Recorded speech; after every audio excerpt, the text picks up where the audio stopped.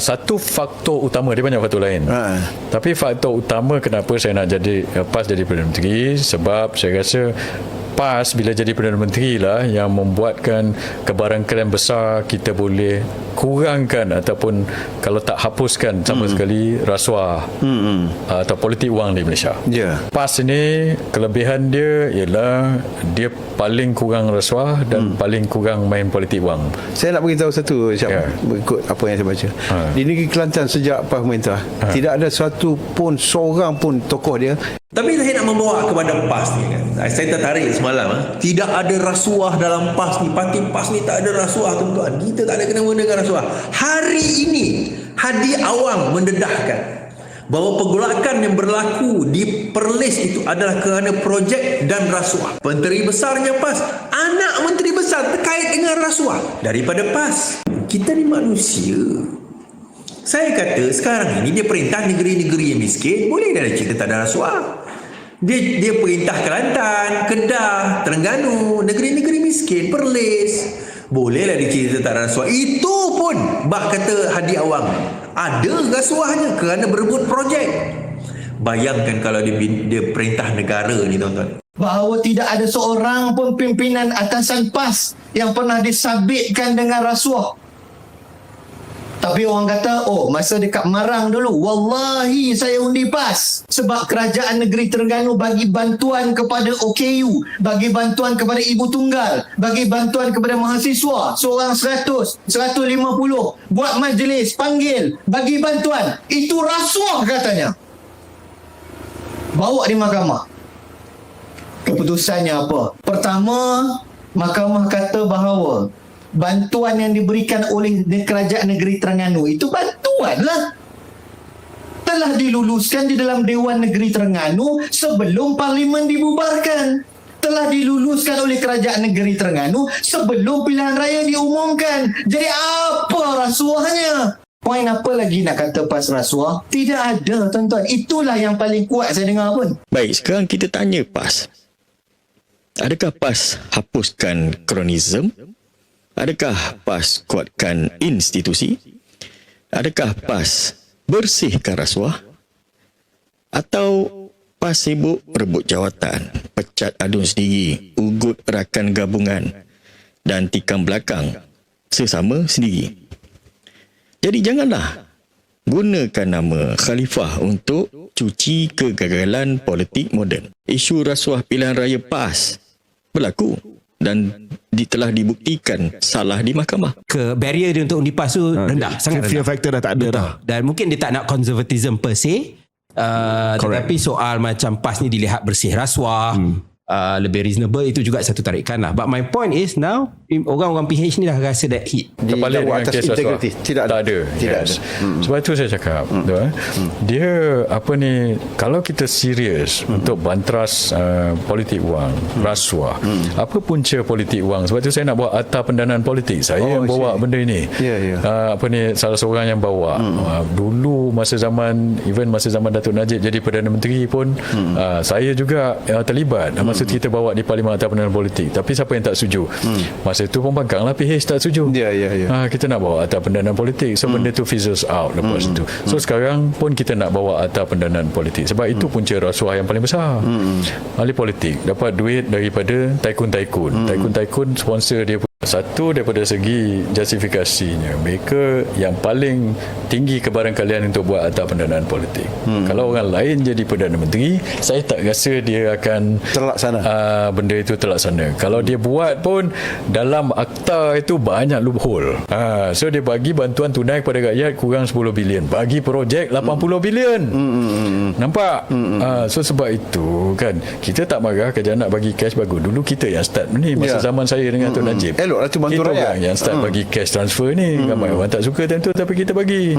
Saya tulis masa tu, saya ingat saya tulis artikel panjang 2 page dalam akhbar pasal justification of cash transfer.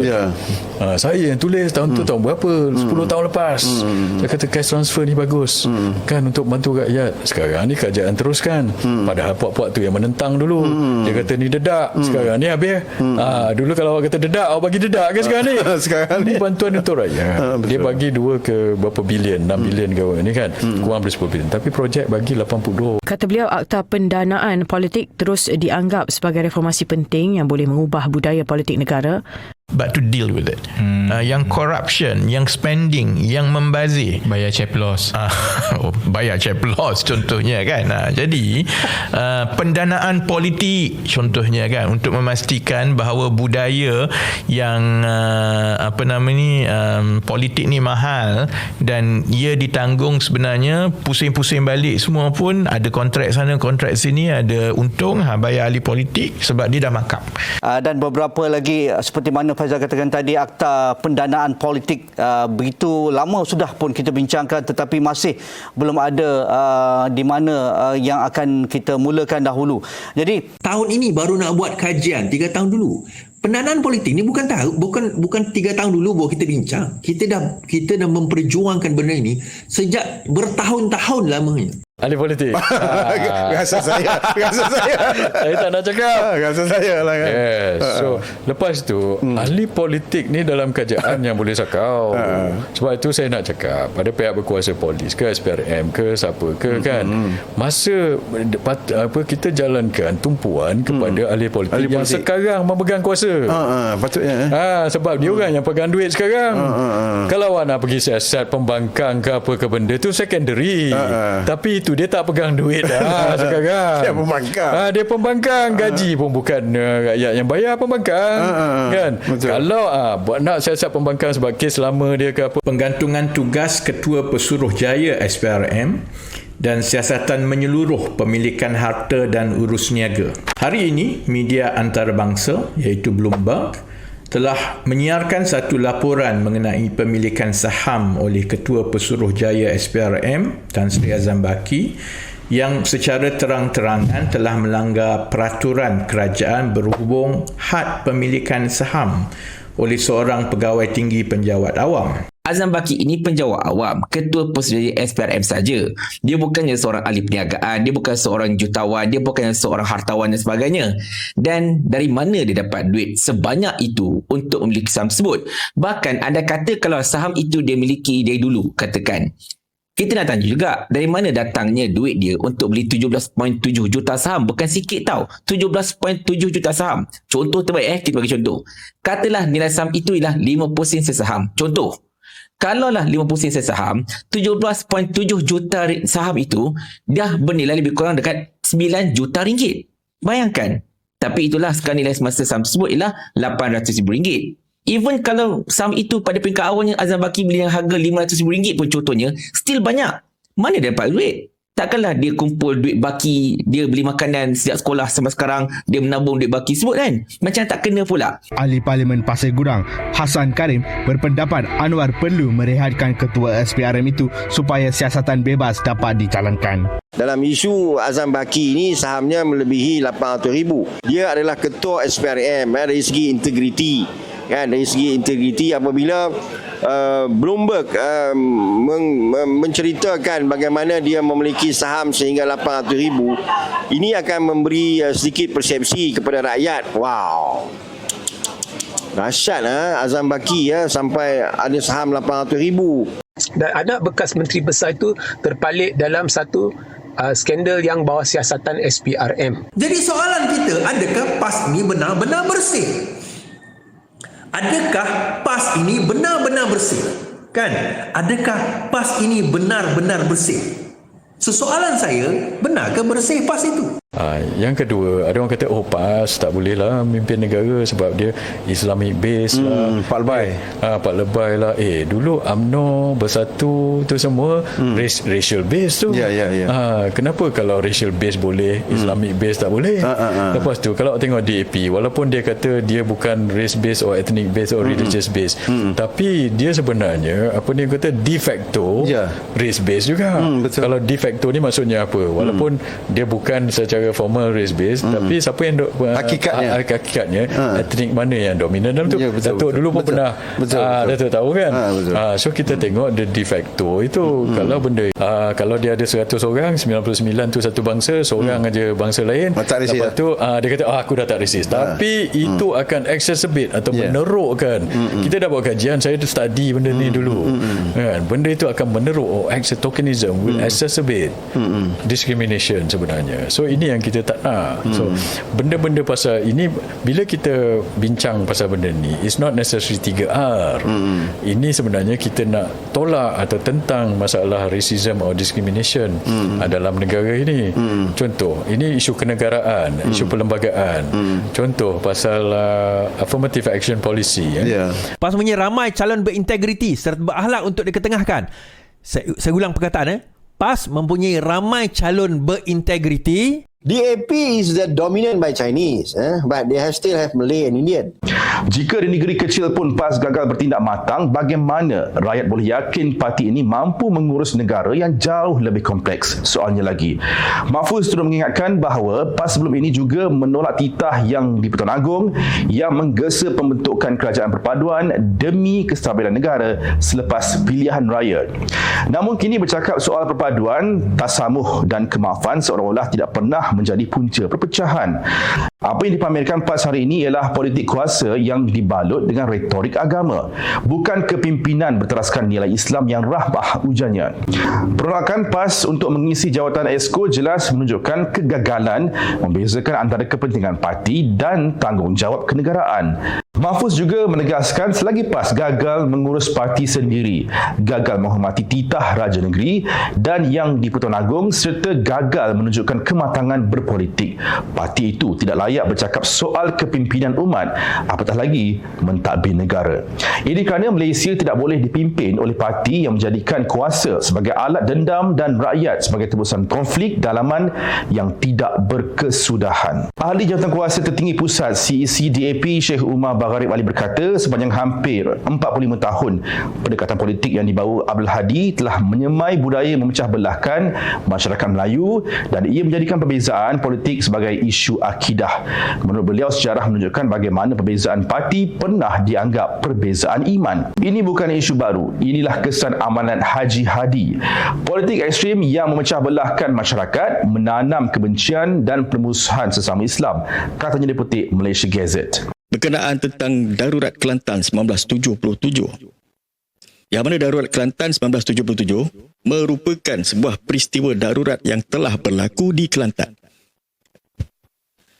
Dari November 1977 hingga Februari 1978, 4 bulan.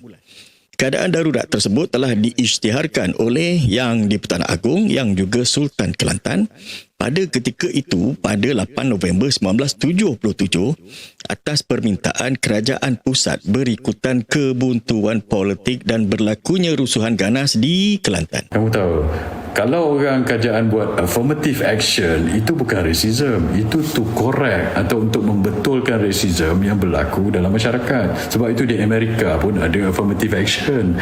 Tapi kamu yang tak membaca banyak ini, kamu ingat affirmative action tu racism. Affirmative action itu dibuat untuk memperbetulkan racism dalam masyarakat. So bila kamu memperkecil-kecilkan satu kaum, kamu kata dia ini malas, kamu kata dia ini apa ni macam itu, tak reti niaga, inilah macam jana, itu racism.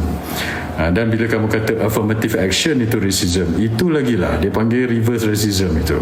Affirmative action was meant to be a ladder, not a permanent crutch. It has Malaysia is not the first to try but it. we are the first to have affirmative action for the majority. That we do. Yeah. No political leader is ever going to dismantle affirmative action because that will equal to political suicide. Why I say this is because if I'm Anwar Ibrahim now, and or whoever, Raza or whoever, if I say that I want to dismantle affirmative action, the opposition is just going to jump on it. Pak Lebay, dia kata panggil Pak Lebay lah. Ni tak pandai ekonomi lah, tak pandai apa, tak pandai teknologi, tak pandai teknikal. Mana awak tahu? Profesional ramai. Dalam PAS lagi ramai profesional. Betul. Kawan saya ada ekonomis, ada engineer, engineer Khairil Nizam, ekonomis tu Syahir tu. Lepas itu, ramai profesional profesional ni ketua undang-undang pemuda. semua. Dengan undang-undang, apa SU, lawyer terkenal. Betul. You know, nak ulama pun ada. Kalau ulama jadi Perdana Menteri pun bagus. Saya sokong kalau ulama jadi Perdana Menteri. Sebab kalau ulama Perdana Menteri, at least kita confident, kita kata ini memang dia orang jenis lurus. Orang jenis ini kita takkan percaya dia buat benda ni. Dia takkan ni. All we need in this country is satu orang yang kita boleh percaya.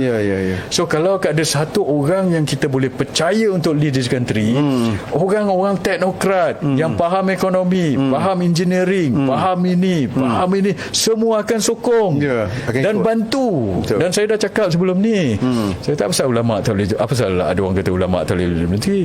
Kan ulama kalau jadi Perdana Menteri, teknokrat akan percaya dia.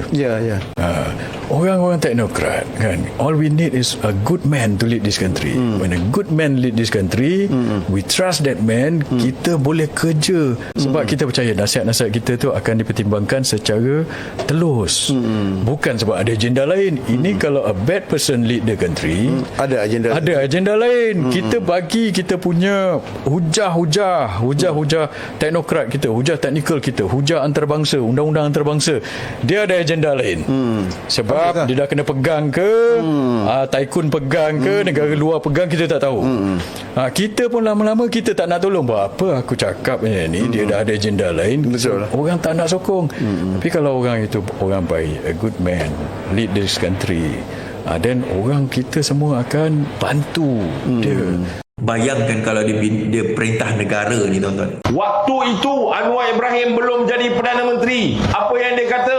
Dia kata kita akan lawan rasuah. Dia kata kita akan lawan ketirisan. Dia kata kita akan pastikan Bestinet ni takkan dapat projek lagi. Dia kata dia akan lawan Zaid Hamidi. Baru-baru ini kerajaan Anwar Ibrahim yang jadi Perdana Menteri, Anwar Ibrahim sendiri in cabinet, dia kata Bestinet extend kontrak. Faham tak masalah yang berlaku dalam negara ni? Do we understand the problem we are facing? Kita ada sebuah kerajaan yang dulu kata akan gempur rasuah, yang dulu kata akan lawan rasuah, yang dulu kata akan tangkap Azam Baki. Sekarang ini Azam Baki masih ketua MACC.